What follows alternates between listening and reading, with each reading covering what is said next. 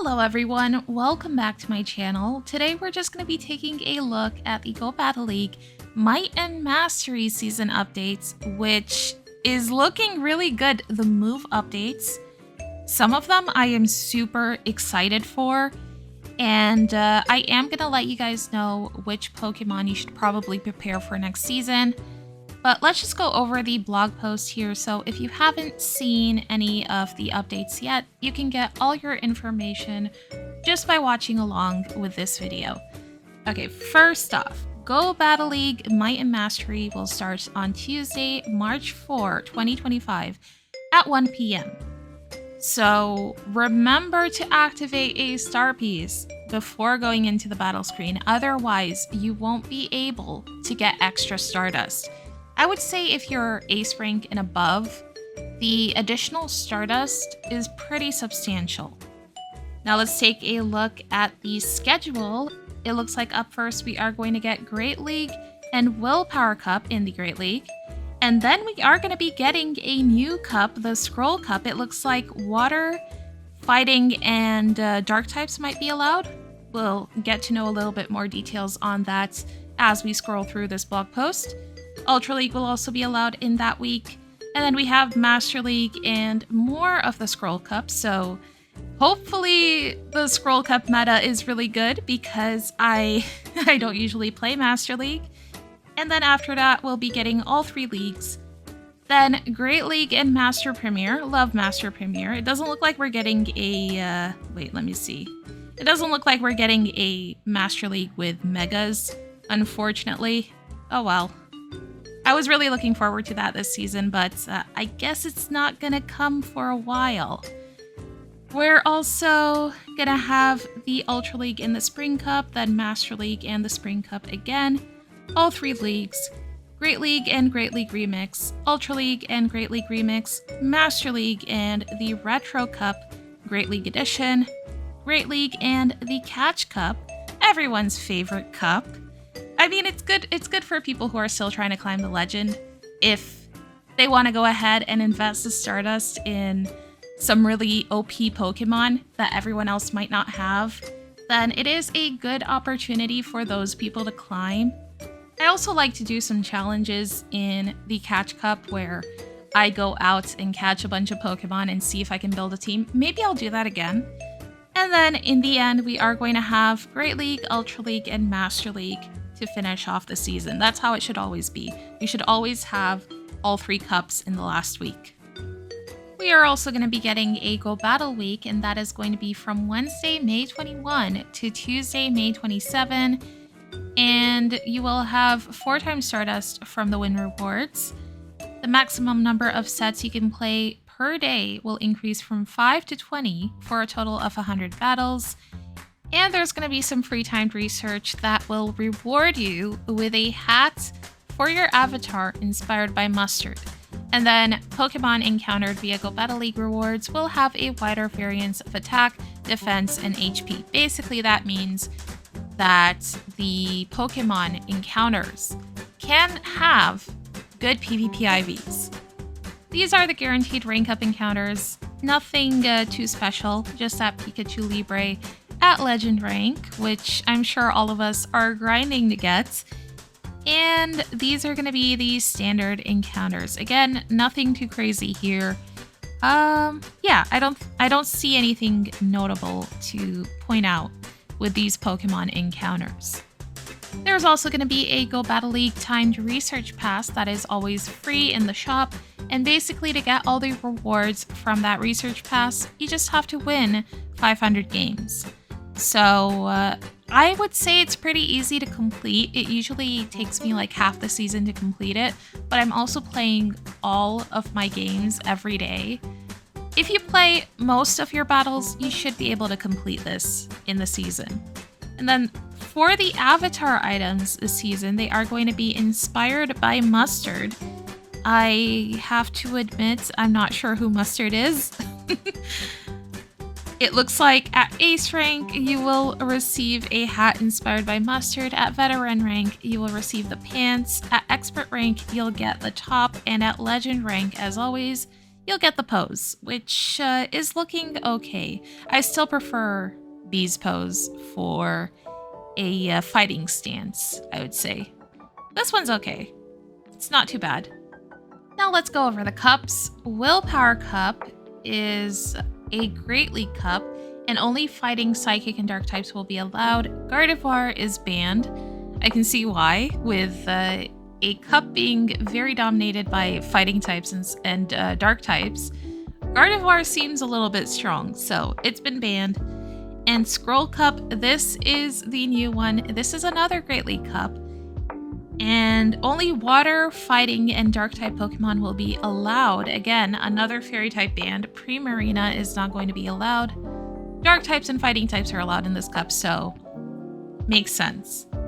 Master Premier, we all know what that is. No CP limits, but legendary and mythical Pokemon and Ultra Beasts are not allowed. Spring Cup Great League Edition, this time, Roserade is banned in the Spring Cup, which is really interesting. And I believe Roserade is getting a move update. It's going to get access to Poison Sting, so that might be why it's getting banned this time. Okay. Great League Remix. Check back later for more details. So they haven't banned any Pokemon yet. Usually, they'll have the list of Pokemon that they're going to ban ready in the season update, but I guess they're gonna pull, I'm not sure about this. Maybe they're going to decide which Pokemon they ban based on the statistics from the coming season. That could be really interesting, actually. It just says the 20 Pokemon that are most used by trainers ranked Ace and above in Great League are not eligible in Great League Remix, so it doesn't specify which season they're pulling their data from. Then we have Retro Cup. Dark Steel and Fairy type Pokemon are not allowed. That is also a Great League Cup. And then we just have Catch Cup for the coming season, and that is also going to be for Great League. I'm still waiting for maybe a Catch Cup for Ultra League, but that would be so expensive. Anyways, updates to the combat system. The Switch Timer in Go Battle League will continue to be 50 seconds. Now the attack changes, we are getting into the interesting stuff. Psyshock. Energy cost decreased. You can get to that Psyshock a lot faster now. Dazzling Gleam. It is going to do less damage, and the energy cost has been decreased as well. Aqua Jet does more damage, but the energy cost has been decreased. Okay. Dynamic Punch. Energy cost decreased. Oh. That is a little bit scary. You can get to Dynamic Punch even faster now. I didn't even know. Oh no. Oh man, that's going to make Pokemon like Poliwrath viable again. It's going to make maybe Medicham also. We might see that come back. And I know that a certain ghost type is getting access to this Dynamic Punch. So, oh boy. We'll see what this change is going to do to that move, because Dynamic Punch is a little bit annoying, but Pokemon are going to be getting to it a lot faster now. Sludge is going to do more damage, and Swampert is getting access to this move, so that is another one to watch out for. Hex is going to do more damage, and the energy generation has been increased. We might see a return of Jellicent, and also some of the Pokemon that were using Astonish might be able to go back to using Hex, like Drifblim and maybe Dusknoir. We'll see. Acrobatics. Energy cost. Oh no. Oh no. Energy cost decreased for Acrobatics. That is a buff to Jumpluff. Oh boy. And it's a buff to Emolga, which is alright. But it's a buff to Jumpluff. Air Cutter Trainer Battles, 45 power, so it's going to do less damage. Energy cost has been decreased as well. And chance to increase the user's attack by 1 stage. So maybe we'll see Air Cutter Pidgeot? Not sure. Rock Tomb. Rock Tomb is going to do more damage. Energy cost also has been decreased and guaranteed to lower the opposing Pokemon's attack by 1 stage. Wasn't it guaranteed before? Okay, Rollout. Rollout is going to do less damage. Nightshade is also going to do less damage, which I think is fair. I felt like the Corsolas were really, really strong, and they were doing a lot of damage with that Nightshade. Foul Play is going to do less damage, but the energy cost has been decreased, so that Foul Play is going to be a lot spammier now. Discharge is also getting an energy cost decrease, again, even spammier now, but it is getting a nerf to its damage as well. We are going to get into the attack availabilities, which some of these are pretty wild. All right, first up, Piloswine will now be able to learn the charged attack Icicle Spear. I think that could make Piloswine really good. It's not going to have to go for Avalanche anymore. You can run it with a pretty versatile moveset, I would say, because you can run it with the Icicle Spear and Stone Edge, or you can run it with Icicle Spear and a ground type move. I think it has access to a ground type move. I'm pretty sure it does. And then Mamoswine as well can learn Icicle Spear. I can't wait to see how this is going to affect Master League, because usually you have to build up to that Avalanche. Now it has a faster move that it can get to, so we'll see. I am excited for this one. Togetic will now be able to learn the charge attack Psyshock, which is okay. I mean, Togetic I think already has a decent moveset. Togekiss as well will be able to learn Psyshock. Reuniclus will be able to learn Psyshock, and Bruxish will be able to learn Psyshock. Now Venomoth is going to be able to learn Psywave. I wonder if that makes Venomoth viable. Lapras is also going to learn the fast attack Psywave, and this apparently is a huge buff to Lapras. Lapras is definitely going to be coming back, and Lapras is very tanky, so this is one of the Pokemon I would say you have to prepare for next season. It is going to be very good, because not only is it getting Psywave, but it's also getting Sparkling Aria, which it's a water type move. This graphic here is a mistake, but it's a water type move that you won't need an elite TM for, because Surf on Lapras is Legacy, I believe. And I think also Sparkling Aria is going to be better for Lapras. So, okay, let's go back up. Grumpig is also going to be able to learn Psywave. I don't know if that's going to make it any better. We'll have to see. I need to simulate stuff on PvPoke before I can make any recommendations here, but I know for sure Lapras is one to watch out for. Furret is going to get the charge attack Swift. Linoon is going to get the charge attack Swift. Drampa is also going to get Swift.